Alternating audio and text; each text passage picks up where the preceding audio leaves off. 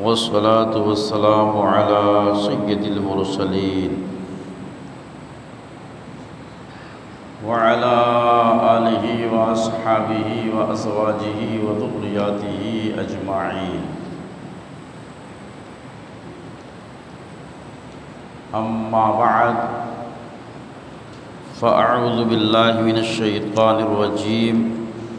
بسم الله الرحمن الرحيم. يا أيها الذين آمنوا اتقوا الله وابتغوا إليه الوسيلة.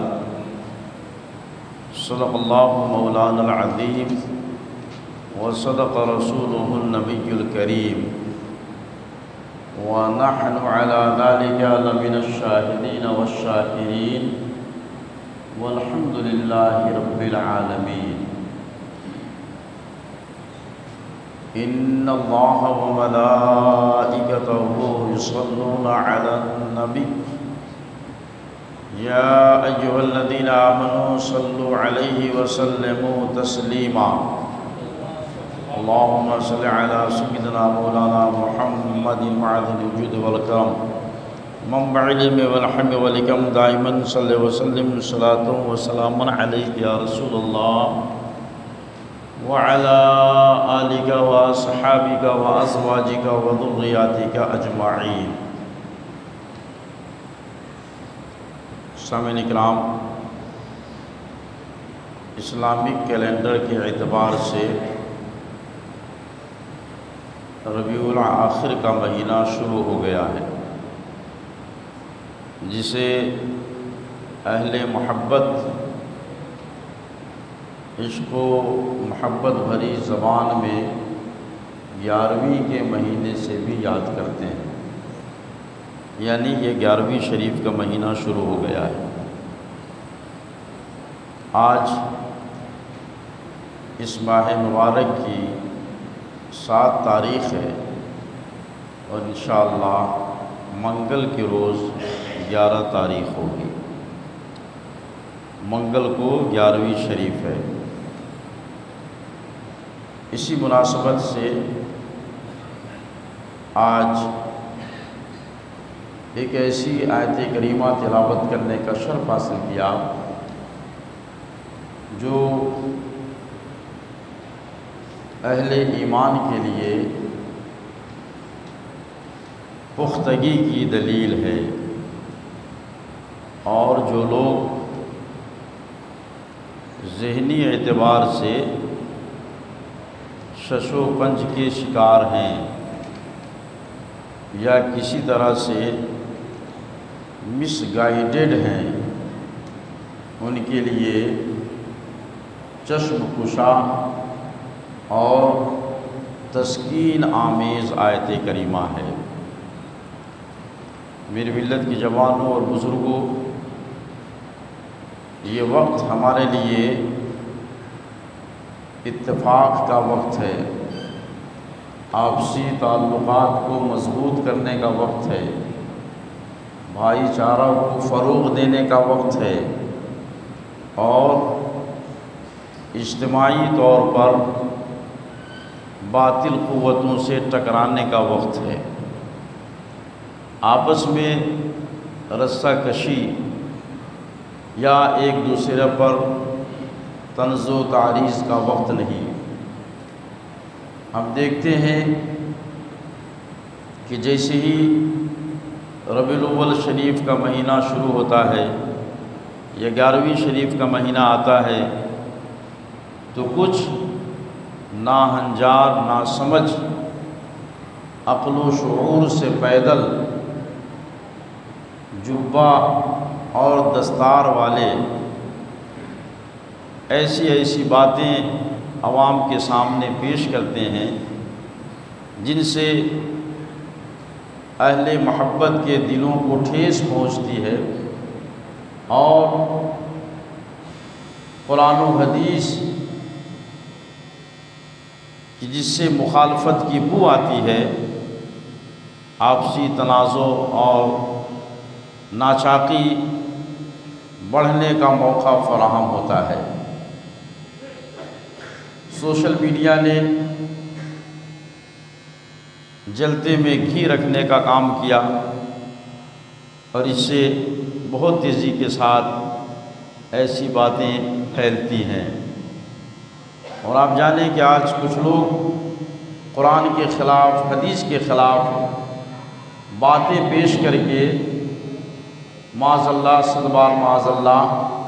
اپنی عاقبت خراب کرنے اور اپنی دنیا کو آباد کرنے کی کوشش کرتے ہیں۔ چاہتے ہیں کہ ہم کچھ ایسی یونیک بات کہیں جس سے ہمارے ویورز بڑھیں، جس سے ہمارے فالوورز بڑھیں، اور یوٹیوب اور دوسرے ذرائع کے ذریعے سے لوگوں کے درمیان نا اتفاقی پھیلاتے ہیں۔ ایسے شاطر اور شیطان لوگوں سے ہمیں اور آپ کو محفوظ رہنا ہے۔ ایسے ہی لوگ اس موقع پر عام طور سے یہ کہہ دیا کرتے ہیں کہ معاذ اللہ، نبی سے توسل لینا یا اولیاء کرام سے کچھ عریضہ پیش کرنا، ان کا وسیلہ لے کر خدا کی بارگاہ میں دعا کرنا ڈائریکٹ شرک ہے، اور جو مشرک ہوتا ہے معاذ اللہ، اسلام کا اس سے پھر کچھ لینا دینا نہیں رہ جاتا۔ اس لیے آج کی اس مجلس میں غوث پاک کے اس مبارک مہینے کے موقع پر، چونکہ اس میں ہی ایسی باتیں زیادہ گردش کرتی ہیں، قرآن مقدس اور احادیث طیبہ اور سلف صالحین کے اعمال سے آپ کے سامنے یہ باتیں پیش کی جائیں گی کہ بزرگان دین، انبیاء کرام اور اولیاء عظام سے وسیلہ لینا یہ جائز ہے، اور اس کو جو لوگ ٹھکراتے ہیں معاذ اللہ، وہ قرآن کی صریح آیات اور سلف صالحین، بزرگان دین، صحابہ کرام کے اعمال کو ٹھکراتے ہیں۔ اور جو قرآن کو ٹھکرانے والے ہوں، جو احادیث کو پس پشت ڈالنے والے ہوں، اسلام میں ان کے لیے کوئی جگہ نہیں ہے۔ اسی مناسبت سے پارہ نمبر 6 سورہ المائدہ کی آیت نمبر 53 تلاوت کرنے کا شرف حاصل کیا، مگر اس کا ترجمہ پیش کرنے سے پہلے حصول برکت کے لیے بارگاہ محبوب سبحانی، غوث سمدانی، شہباز لامکانی،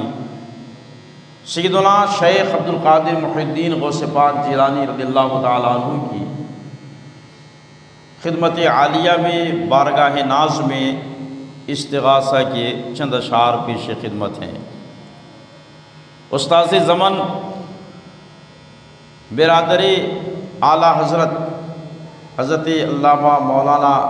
حسن رضا خان علیہ رحمت و رضوان کے آنے والے یہ اشعار ہیں۔ اس سے پہلے ایک شعر ہے کہ امداد کن از بند غم آزاد کن۔ آج جو ملک کے حالات ہیں، ملت کے جو حالات ہیں، ہم اور آپ جس درد و کرب اور بے چینی کے عالم سے گزر رہے ہیں، ایسے عالم میں اس وظیفے کو حرز جاں بنانا ہمارے لیے اطمینان و سکون اور طاقت و قوت کا ذریعہ ہے۔ فرماتے ہیں امداد کن از بند غم آزاد کن، در دین و دنیا شاد کن یا غوث اعظم دستگیر، در دین و دنیا شاد کن یا غوث اعظم دستگیر۔ اور حضرت علامہ حسن رضا علیہ رحمہ فرماتے ہیں تیرے ہاتھ میں ہاتھ میں نے دیا ہے، یا غوث پاک تیرے ہاتھ میں ہاتھ میں نے دیا ہے، تیرے ہاتھ ہے لاج یا غوث اعظم، تیرے ہاتھ ہے لاج یا غوث اعظم، اور نکالا ہے تو پہلے ڈوبے ہوئوں کو، نکالا ہے تو پہلے ڈوبے ہوئوں کو، اور اب ڈوبتوں کو بچا غوث اعظم۔ سرکار غوث پاک نے ڈوبی ہوئی کشتی کو 12 سال کے بعد نکالا اسی کی طرف اشارہ ہے، اور ملت کے موجودہ حالات کی طرف بھی نگاہ التفات متوجہ کرنے کی گزارش اور استغاثہ ہے کہ غوث پاک ہم ابھی ڈوب رہے ہیں، ملت ڈوبتی جا رہی ہے، اس ملت کو ڈوبنے سے بچانا یہ آپ کا کام ہے، آپ دستگیری فرمائیں گے، آپ اپنا تصرف خاص فرمائیں گے تو اللہ رب العزت اس امت کی پریشانی کو دور فرما دے گا۔ اس لیے فرمایا نکالا ہے تو پہلے ڈوبے ہووں کو اور اب ڈوبتوں کو بچا غوث اعظم، اور بھنور میں پھنسا ہے سفینہ ہمارا، بھنور میں پھنسا ہے سفینہ ہمارا، بچا غوث اعظم، بچا غوث اعظم۔ اور آگے ارشاد فرماتے ہیں کہا جس نے یا غوث اغثنا تو دمی، کہا جس نے یا غوث اغثنا تو دمی، ہوئی ہر بلا دور یا غوث اعظم۔ اور آگے فرماتے ہیں کہے کس سے جا کر حسن اپنے دل کی، کہے کس سے جا کر حسن اپنے دل کی، سنے کون تیرے سوا غوث اعظم، سنے کون تیرے سوا غوث اعظم۔ درود پاک پڑھ لیا اللہم صلی علی سیدنا مولانا محمد معدن الجود والکرم منبع علم والحلم والحکم دائما صلی وسلم صلاۃ و سلام علیک یا رسول اللہ وعلی آلک و اصحابک و ازواجک و ذریاتک اجمعین۔ تو اللہ رب العزت نے قرآن مقدس میں وسیلہ کے لیے ہمیں اور آپ کو حکم دیا، متوجہ فرمایا، مگر حضرات اس سے پہلے ایک بات حدیث طیبہ کی روشنی میں سماعت فرما لیں کہ ہم جو اولیاء کرام سے محبت کرتے ہیں، غوث پاک یہ جتنے بھی اولیاء کرام ہیں ان سے محبت کرتے ہیں، اس کا فائدہ کیا ہے؟ کیا اس محبت کے لیے ہمیں کچھ کہا گیا ہے، اس کے لیے ہماری کچھ رہنمائی کی گئی ہے، ہمیں اس طرف متوجہ کیا گیا ہے، اس کا کچھ فائدہ ہوگا، یا ہم یوں ہی محبت کرتے ہیں؟ اور جو لوگ معاذ اللہ محبت نہیں کرتے ہیں ان کا انجام کیا ہوگا؟ تو اس سلسلے میں بخاری شریف اور مسلم شریف دونوں صحاح ستہ کی مستند ترین اور کتاب اللہ کے بعد اول ترین کتابیں ہیں، اولین کتابیں ہیں، یعنی اس میں ایک حدیث پاک موجود ہے عن عبداللہ ابن مسعود رضی اللہ تعالی عنہ قال جاء رجل الى رسول اللہ صلی اللہ تعالی علیہ وسلم فقال یا رسول اللہ کیف تقول فی رجل احب قوما ولا لم يلحق بهم فقال رسول اللہ صلی اللہ تعالی علیہ وسلم المرء مع من احبہ۔ حضرت عبداللہ ابن مسعود رضی اللہ تعالی عنہ روایت کرتے ہیں کہ نبی رحمت صلی اللہ تعالی علیہ وسلم کی بارگاہ اقدس میں ایک شخص حاضر آیا، اس نے کہا کہ یا رسول اللہ آپ اس شخص کے بارے میں کیا فرماتے ہیں جو کسی جماعت سے محبت کرتا ہے، کسی قوم سے محبت کرتا ہے اور اس نے اس قوم کو دیکھا نہیں، اس جماعت کے لوگوں کو دیکھا نہیں، اس سے ملاقات نہیں ہوئی، آپ اس کے بارے میں کیا ارشاد فرماتے ہیں؟ تو نبی کریم صلی اللہ تعالی علیہ وسلم نے جواب ارشاد فرمایا المرء مع من احبہ، آدمی اسی کے ساتھ ہوگا جس کے ساتھ وہ محبت کرتا ہے، جس سے وہ محبت کرتا ہے، کل قیامت کے دن وہ اسی کے ساتھ ہوگا جس سے محبت کرتا ہے۔ اور پھر اس کے بعد دوسری حدیث پاک سماعت کیجئے، یہ بھی بخاری اور مسلمی کی حدیث ہے، حضرت انس رضی اللہ تعالیٰ عنہ اس حدیث پاک کے راوی ہیں۔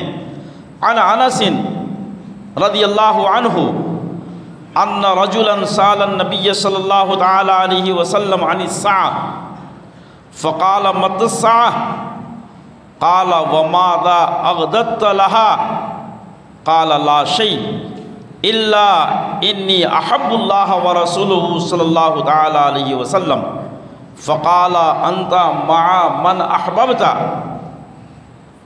حضرت انس رضی اللہ تعالی عنہ روایت کرتے ہیں کہ ایک شخص نبی رحمت صلی اللہ تعالی علیہ وسلم کی بارگاہ میں حاضر آیا۔ آنے کے بعد اس نے سوال کیا، حبیبی یا رسول اللہ، قیامت کب قائم ہوگی؟ آقا صلی اللہ تعالی وسلم نے فرمایا کہ بھئی تم نے قیامت کے لیے کیا تیاری کی ہے؟ جو اس کی آمد کا انتظار کر رہے ہو اس کے بارے میں تم سوال کر رہے ہو۔ تو اس عاشق رسول نے برجستہ جواب دیا، حبیبی یا رسول اللہ، میرے پاس تو اور کچھ نہیں ہے، لا شیء، میرے پاس کچھ بھی نہیں ہے، ہاں مگر اتنا ہے کہ میں اللہ اور اس کے رسول سے محبت کرتا ہوں۔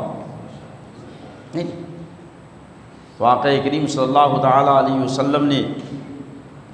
اس بندہ خدا کو ڈانٹا نہیں، پھٹکارا نہیں، اپنے دربار سے بھگایا نہیں کہ تمہارے پاس کچھ ہے ہی نہیں اور آگے قیامت کے بارے میں سوال کرنے کے لیے۔ جاؤ پہلے نمازوں کے انبار لگاؤ، روزے رکھو مہینے مہینے، نوافل پڑھو، تسبیح و تحلیل کرو، ذکر و اذکار کرو، تب آ کر کے پوچھنا کہ قیامت کب آئے گی۔ نہیں، راوی بیان فرماتے ہیں کہ جیسے ہی اس صحابی نے کہا کہ یا رسول اللہ میرے پاس اور کچھ تو نہیں ہے، ہاں میرا دل محبت رسول سے لبریز ہے، میرے دل میں خداوند قدوس کی خشیت ہے، اللہ اور اس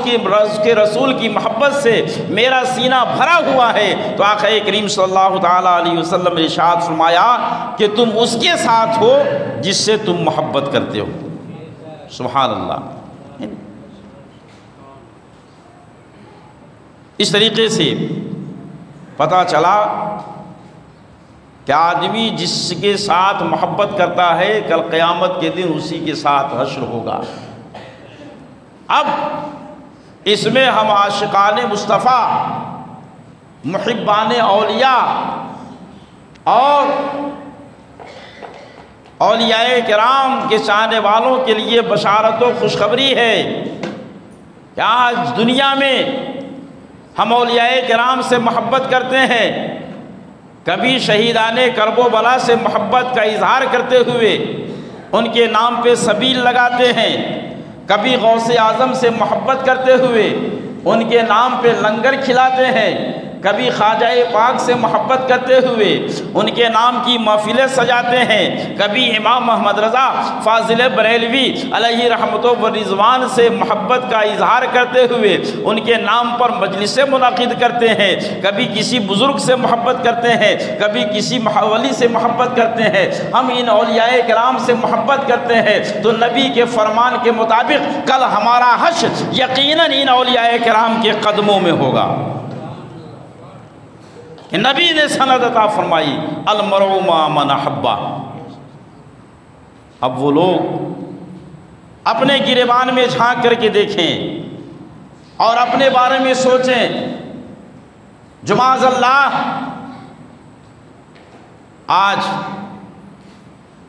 وہ امام حسین کی عظمت کا نہیں بلکہ یزید کی محبت کا اعلان کرتے ہیں، غوث پاک کی عقیدت نہیں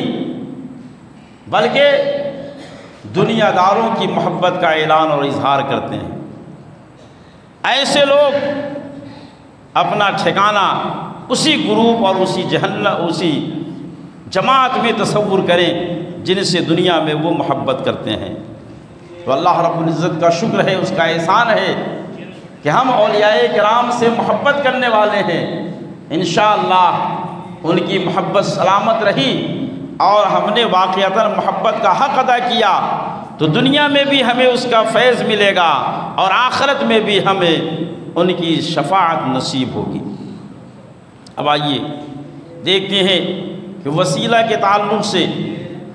اللہ رب العزت نے قرآن مقدس میں ہمیں کیا تعلیم دی اور اس سلسلے میں ہماری کیا رہنمائی کی گئی۔ تو قرآن مقدس پارہ نمبر 6 سورہ المائدہ کی آیت نمبر 53 میں اللہ رب العزت نے ارشاد فرمایا، یا ایھا الذین آمنوا اتقوا اللہ وابتغوا الیہ الوسیلہ اے ایمان والو اللہ سے ڈرو اور اس کی طرف وسیلہ تلاش کرو، وسیلہ تلاش کرو۔ وسیلہ کہتے ہیں ذریعہ کو۔ اب ذریعہ کیا ہے، اس کی کوئی تعین اور تخصیص نہیں فرمائی اللہ رب العزت نے۔ یہ ذریعہ غیر اللہ ہے، یعنی اللہ کے علاوہ اللہ کی بارگاہ میں رسائی حاصل کرنے کے لیے، اس کی بارگاہ میں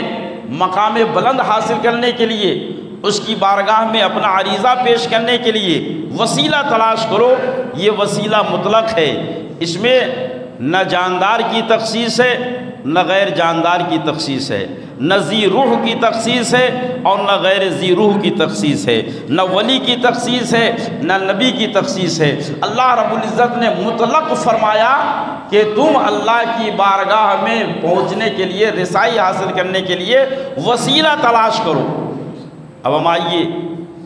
دیکھتے ہیں کہ اللہ رب العزت نے کس طرف وسیلہ تلاش کرنے کا ہمیں حکم دیا اور کن چیزوں سے ہمیں تعلق اور لگاؤ پیدا کرنے کا حکم دیا۔ تو ہم قرآن مقدس کی آیت مبارکہ کی جب تلاوت کرتے ہیں تو یہ حکم ہمیں واضح طور پر نظر آتا ہے۔ یا ایھا الذین آمنوا استعینوا بالصبر والصلاۃ، اے ایمان والو صبر اور نماز سے مدد طلب کرو۔ یہ قرآن مقدس کا حکم ہے۔ دوسرے پارہ سورہ بقرہ کے اندر اللہ رب العزت نے فرمایا ہے، پتہ چلا کہ نماز سے مومن کو وسیلہ اور مدد طلب کرنے کا حکم دیا گیا، صبر سے مدد طلب کرنے کا حکم دیا گیا۔ تو ہم میرے محترم بزرگوں اور دوستوں، جب وسیلہ سے مدد طلب کرنے کا حکم اللہ نے دیا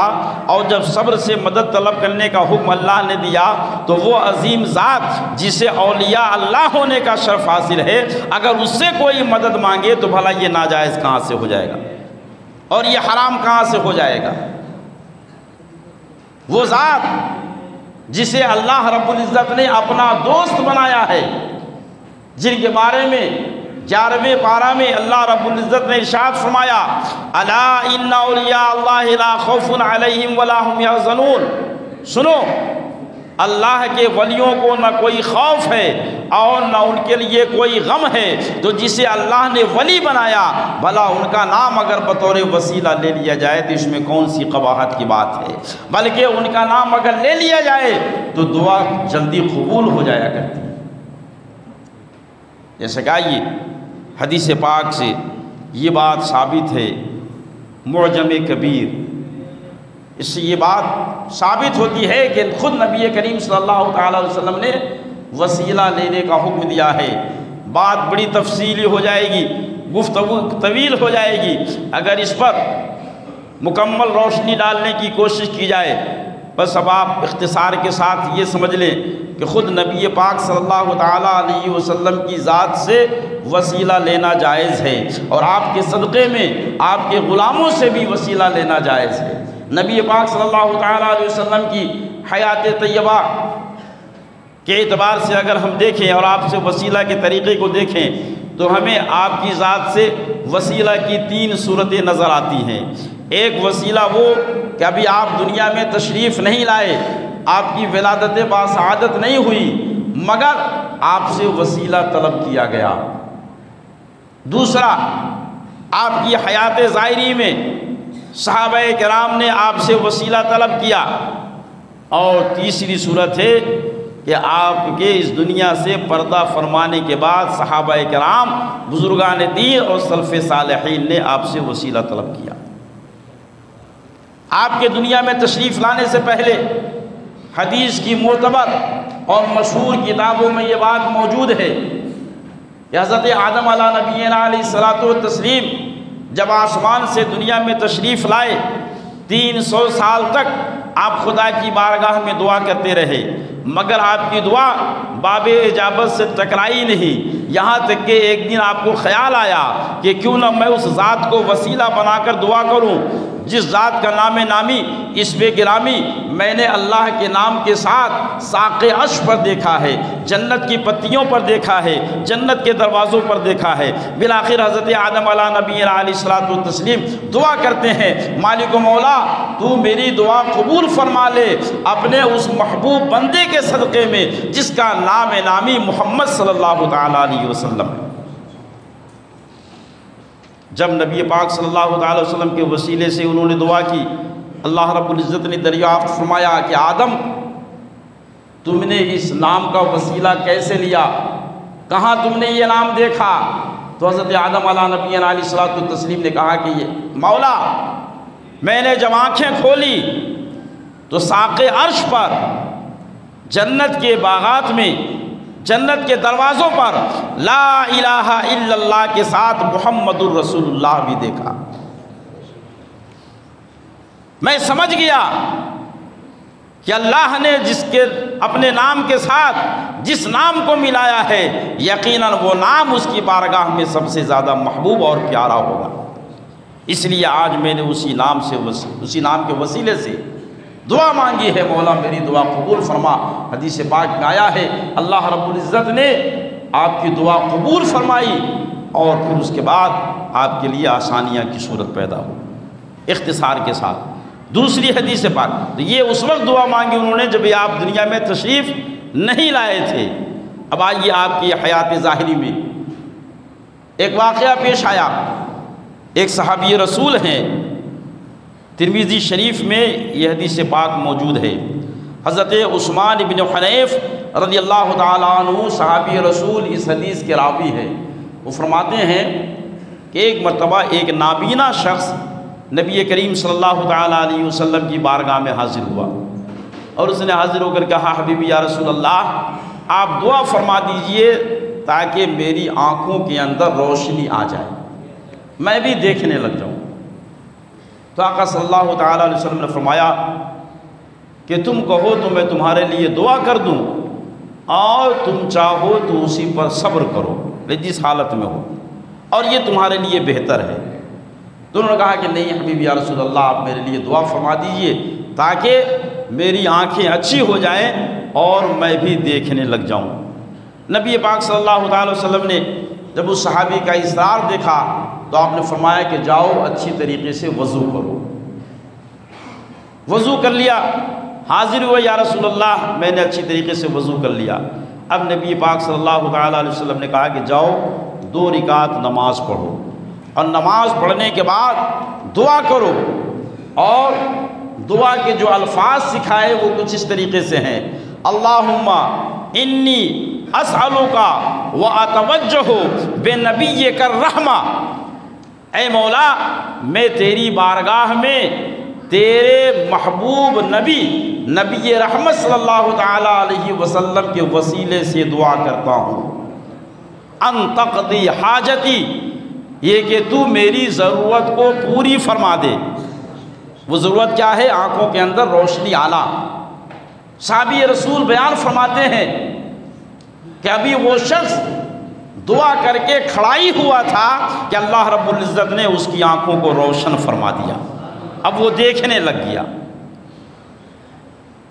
اس حدیث پاک میں صحابی نے نبی پاک صلی اللہ تعالیٰ علیہ وسلم کے وسیلے سے دعا مانگی، اور یہ وسیلے کی دعا خود نبی پاک صلی اللہ تعالیٰ علیہ وسلم نے انہیں سکھائی۔ پتہ چلا کہ وسیلے سے دعا کرنا یا دعا مانگنا یہ معاذ اللہ شرک نہیں ہے، بلکہ یہ اللہ کو بھی محبوب ہے اور نبی پاک صلی اللہ تعالیٰ علیہ وسلم کو بھی محبوب ہے۔ اس طریقے سے اگر اور دلیلیں پیش کی جائے تو بہت ساری دلیلیں دی جا سکتی ہیں، صرف ایک آخری دلیل سماعت فرمائے اور گفتگو مکمل کی جائے۔ ماننے والوں کے لیے اتنا ہی کافی ہے، جسے اللہ ہدایت دے اس کے لیے ایک آیت اور ایک حدیثی بہت ہے، نہیں ماننے والوں کے لیے تو پورا قرآن موجود ہے۔ اب اس دنیا سے آپ کے تشریف لے جانے کے بعد وسیلہ دیکھیے۔ مشکات شریف باب الکرامت میں حضرت ابو الجوزہ رضی اللہ تعالی عنہ سے مروی ہے، فرماتے ہیں کہ مدینہ کے لوگ سخت قحط میں مبتلا ہو گئے، تو انہوں نے حضرت عائشہ صدیقہ رضی اللہ تعالی عنہا سے شکایت کی کہ ام المومنین ہم لوگ قحط سے پریشان ہو گئے ہیں، ہمارے لیے آپ دعا فرمائیے یا اس کی کوئی صورت بتائیے۔ ام المومنین نے فرمایا کہ نبی کریم صلی اللہ تعالیٰ علیہ وسلم کی قبر کی طرف غور کرو، اس سے ایک طاق آسمان کی طرف بنا دو، یعنی نبی پاک صلی اللہ تعالیٰ علیہ وسلم کی قبر اور آسمان کے درمیان کوئی چیز حائل نہ رہے، چھت یا دیوار، اس طریقے سے ایک سوراخ کھول دو، اور پھر اس کے بعد رب تبارک و تعالیٰ کی قدرت کا نظارہ کرو، مشاہدہ کرو۔ میرے محترم بزرگوں اور دوستو، راوی بیان کرتے ہیں، یہ دارمی کے مقدمہ میں ہے کہ کہنے کے مطابق لوگوں نے آقا صلی اللہ تعالیٰ علیہ وسلم کی قبر انور سے کچھ اینٹیں ہٹا دی، اور آسمان اور قبر انور کے درمیان کوئی چیز حائل نہ رہی۔ اس کا اثر یہ ہوا کہ اتنی بارش ہوئی کہ پورا علاقہ جل تھل ہو گیا، ہر طرف سبزے اگائے، کھیتیاں سرسبز و شاداب ہو گئی، اونٹ چربی دار ہو گئے، یہاں تک کہ اس سال کو لوگوں نے پھٹن کے سال کے نام سے تعبیر کر دیا، یعنی اتنی ہریالی آ گئی۔ تو یہ ہے نبی پاک صلی اللہ تعالیٰ علیہ وسلم سے وسیلہ۔ اس طریقے سے بزرگان دین نے بھی وسیلے طلب کیے ہیں، جہاں نبی پاک صلی اللہ تعالیٰ علیہ وسلم سے وسیلہ جائز ہے، وہیں پر اولیاء کرام بزرگان دین سے بھی وسیلہ جائز ہے، اس میں کوئی شک اور شبہ نہیں ہے۔ دعا ہے کہ اللہ رب العزت ہمیں اور آپ کو بزرگان دین کے دامن کرم سے وابستہ رہنے کی توفیق عطا فرمائے، اور ان سے اپنے تعلقات کو مضبوط سے مضبوط تر بنانے کی